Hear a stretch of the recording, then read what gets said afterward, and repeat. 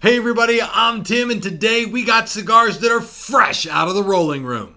You're watching Cigars Daily.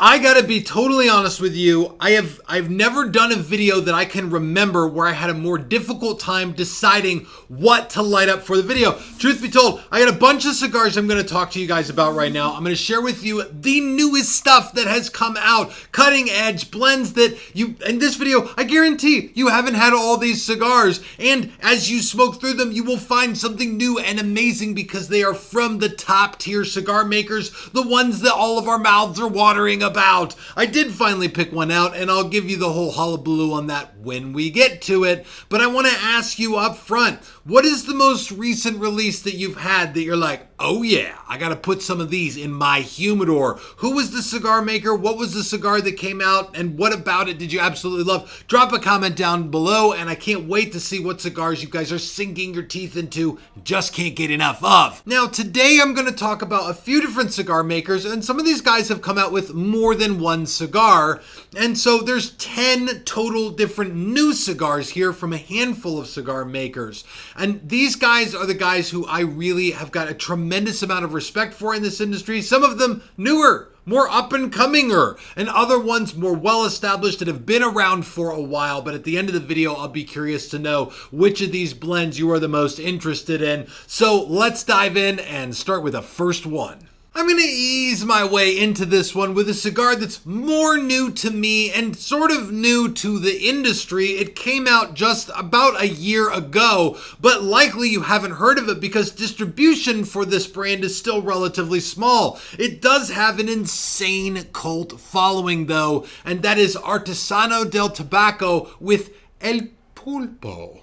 This is what the name literally means, octopus. Now, this is a cigar that is box pressed, uses a Mexican San Andreas wrapper, is rolled by AJ Fernandez, and distributed by Artisano Del Tobacco. This thing came out in like May of last year, I believe, and already popped up on Cigar Aficionados' top 25 list. When I saw how quickly this cigar hit the top tier of the amazingness in the cigar world, I couldn't help but to work to get my hands on it, and I'm so glad that I did because what I get from this cigar is this explosive, bold, dark, rich flavor. And certainly all of our lives are filled with new experiences, like when you get that new job, but then only discover that your boss sucks as much at this one as he did at the last one. At the very least, you can get an El Pulpo in your humidor and know that you can come home to a truly new experience that has got some fresh and bright flavor.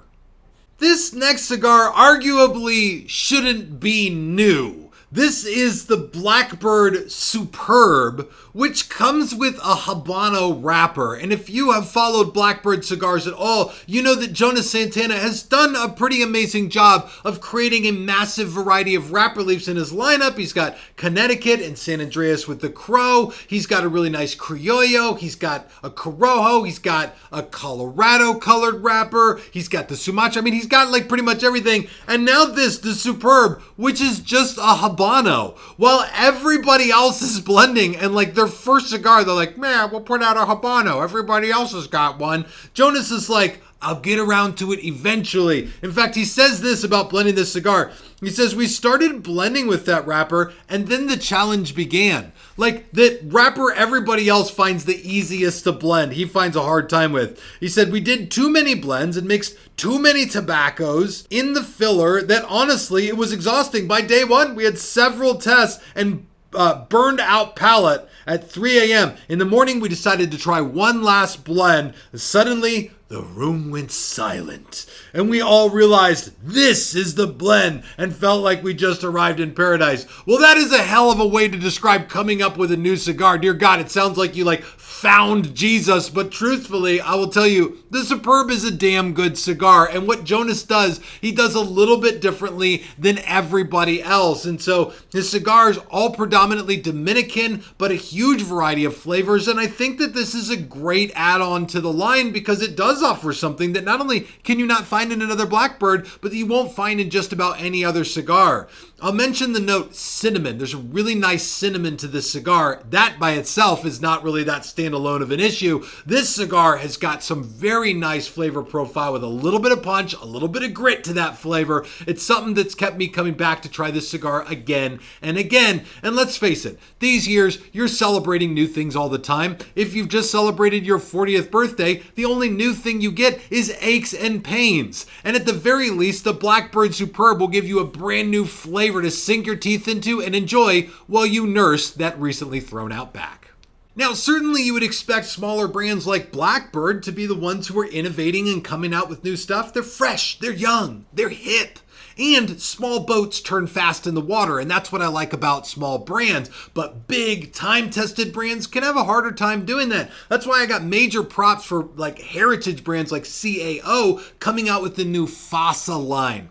This is a series of cigars. They've put out 2 of these now that use exactly the same binder and fillers. These use a Cameroon binder with fillers from Nicaragua and the Dominican Republic, which is a bit of an offshoot from the typical what you find mostly Nicaraguan cigar. But then on the outside, the sole uses a Honduran Olancho San Agustin wrapper, and the Noche uses a Connecticut broadleaf wrapper. The result is 2 very different cigars where all they've changed here is the wrapper.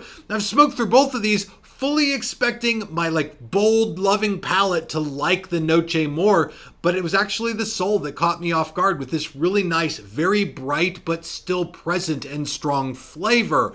Life comes with a lot of new things, and there's always temptation to try new things. You want to try the new vehicle, you want to try the new drink that comes out. Hell, a lot of guys even talking about wanting to try a new wife. And my God, I gotta say, if you've had her all these years and she's been putting up with your BS, maybe you should keep the wife and try a new blend instead. One huge upset this year has been all the new blends that Steve Saka over at Dunbarton Tobacco and Trust is putting out. This guy is a cigar making machine. He just absolutely spits excellence and puts out new blends like it's not a problem for him. Although if you talk to him, he is pretty damn stressed out pretty much all the time. But it is my job to talk about his cigars in such a way that sends him into a fury, a keyboard clicking fury where he writes Facebook posts that correct all of the little inaccuracies that I have. So if you don't follow Steve Saka on Facebook, my God, you probably should start doing that. Because right now I need to tell you about 3 of his new releases. The first one is Dunbarton's Sobremesa Brûlée Wagashi.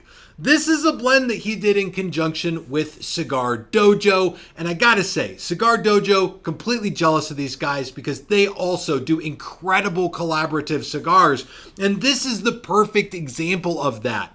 If you're a fan of Dunbarton or have tried his cigars, you'll know that among Steve Saka's catalog, one of his most coveted blends is the Sobremesa Brûlée Blue. It is a special edition of his original Brûlée, which is his Connecticut cigar.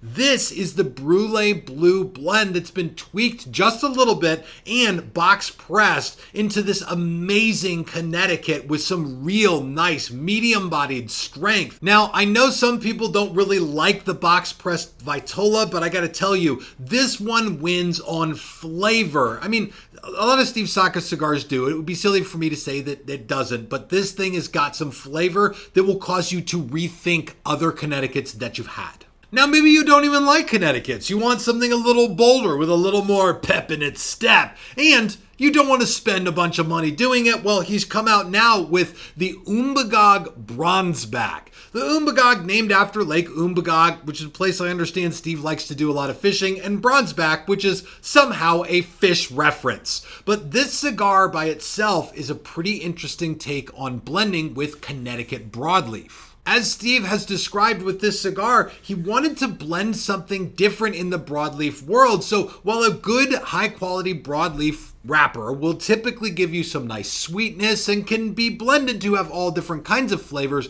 This specifically is a 2LS broadleaf wrapper, which grows elsewhere on the plant. I think he said it doesn't get as much like sunlight, and so it's got this different flavor characteristic, and that big difference is a little less sweetness to the leaf, a little bit earthier with a little bit more spice to it. But one thing's for damn sure, if you're looking for a sub $10 cigar that comes with all of the balance and complexity of Steve Saka's blends, the Umbagog Bronzeback is going to be right up your alley. And I'll say, Steve Saka ain't no fool. He knows a winner when he sees one, and that's what he had when he released the Stillwell Star Holiday Y22, which he's now brought back as the Stillwell Star Aromatic number 22.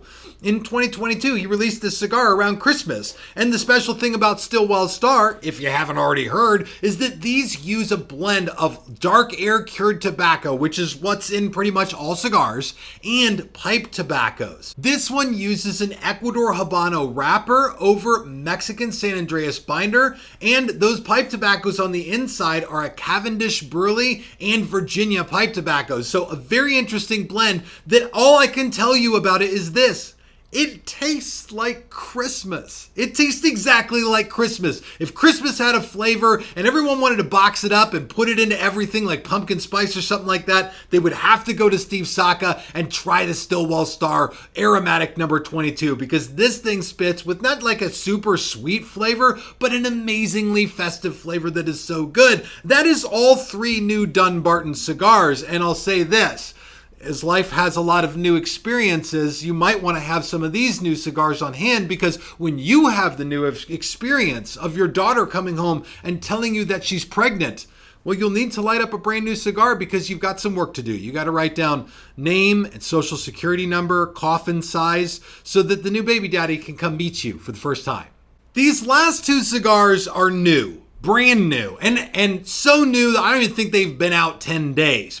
But they're also not the newest cigar in this video, and of course you can see that one if you watch this video on the community on Cigars Daily Plus, and I'll invite you to do that. But this is one two cigars I've been so excited about from Foundation, the Wise Man Claro and the new Wise Man Maduro. Normally I like to get super animated and take you guys through the whole situation here, but I want to clear up some things I've been getting questions about from a lot of people on the Wise Man line. The first one is the blend on these. So the one I've chosen to smoke for this video is a cigar. I've probably smoked about a half a box of these. I love this. And normally I'm the Maduro guy. I love the Maduro, but to me the Corojo is just, it edges ahead, is really good.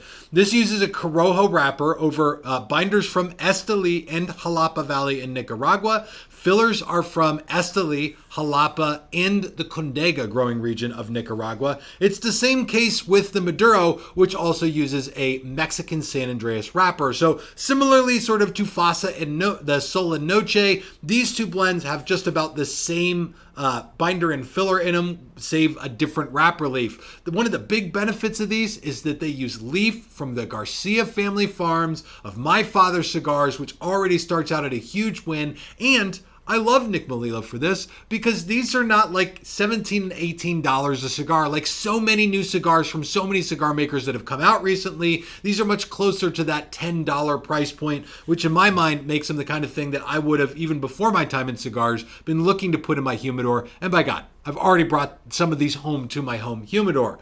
The big question that I get from people is, well, like, these cigars used to be called El Huehuense, and now they're called the Wise Man, and the branding has changed from this sort of Nicaraguan heritage look very much to this sort of Ethiopian, we would call it Celtic, but it's an Ethiopian ideal. And this all came down from the fact that in Nicaragua, the government has essentially outlawed any branding of products that includes items of Nicaraguan heritage, which I gotta say, like in America, that doesn't make any sense to us. Like if it doesn't have an American flag that was made in China on it, well, damn it, then it's not very American at all. We put the American flag and all of our cultural stuff on everything. But in Nicaragua, they want to reserve the tradition and value of their cultural symbols, so you can't make products with those things on them. So some brands have had to change some of their branding. My understanding is that the formerly Matapa, which has also become the Axum from Foundation, is one of those changes as well. At the same time, the big change with this cigar doesn't have so much to do with the name as it does with the blend. I was a big fan of El Huehuense, and this has given me something completely different that has just absolutely rocked my world. I've been smoking one of these or the other almost every single day, just trying to, for me, this is an aha cigar. It gives me something palate quenching, satiating that I absolutely love, and a cigar that I've come to highly recommend. So I don't have a quippy new life thing to make fun of. I just say this: if you're looking for something really, really new and really, really good, I think that either the Wise Man Corojo or the Wise Man Maduro is going to be one of those things for you. And so there you have it. Life is bound to bring all of us brand new experiences, and fortunately, the blenders of the cigar world are up for the challenge of making sure that you've got a great new blend to enjoy with every one of them. And I hope you will comment down below. Of the cigars in this video, which is the one that you're like, ooh, I haven't tried that, and that's got to be next on my list? Or what is the brand new release that you have been so excited to get your hands on? I cannot wait to hear more from you guys there, and I'll encourage you again, check this video out on the community on Cigars Daily Plus. Thank you all so much for watching. This is Tim, signing off for Cigars Daily, and I will see you in the comments.